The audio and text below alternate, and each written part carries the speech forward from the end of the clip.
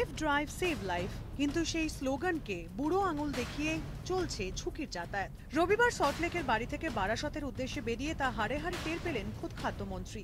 এদিন সকাল 11টা নাগাদ উল্টোডাঙ্গায় দুর্ঘটনায় পড়ে জ্যোতিপ্রিয় মল্লিকের কনভয়ের পাইলট কার। মন্ত্রীর গাড়ির আগে ছিল 3টি গাড়ি।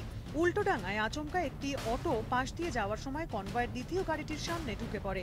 নিয়মের তোয়াক্কা না করে 6 যাত্রী নিয়েই যাচ্ছিল অটোটি। দুর্ঘটনা না হলেও অটোটিকে বাঁচাতে গিয়ে উল্টে যায় পাইলট কারটি। দুর্ঘটনায় 4 নিরাপত্তারক্ষী জখম হন, তাদের হাসপাতালে পাঠানো হয়। প্রথম লেকটাউন থানা ও ট্রাফিক অবশ্য দুর্ঘটনার কথা স্বীকার করেনি। পরে এমন ঝুঁকির অটো চালনা নিয়ে ক্ষোভ জানান মন্ত্রী নিজেই।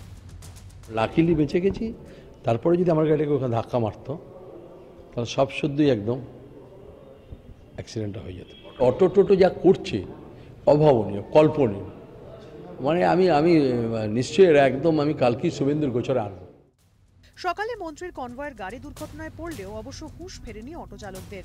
বাগুইয়াটি উল্টোডাঙ্গা রুটে 6 জন যাত্রী নিয়ে দিব্যি চলছে যাতায়াত। ইটিভি নিউজ বাংলার ক্যামেরার সামনে পড়তেই থতমত খেলেন চালকরা। 6 জন কেন?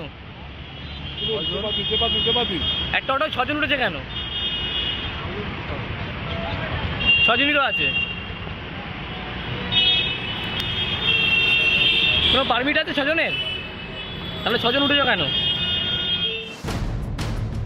পথ নিরাপত্তা নিয়ে প্রচার চলছে জোরদার, কিন্তু সেই আবেদন কি কানে ঢুকছে অটো চালকদের? প্রশ্ন তুলছেন মন্ত্রী নিজেও। Bureau report, ETV news Bangla.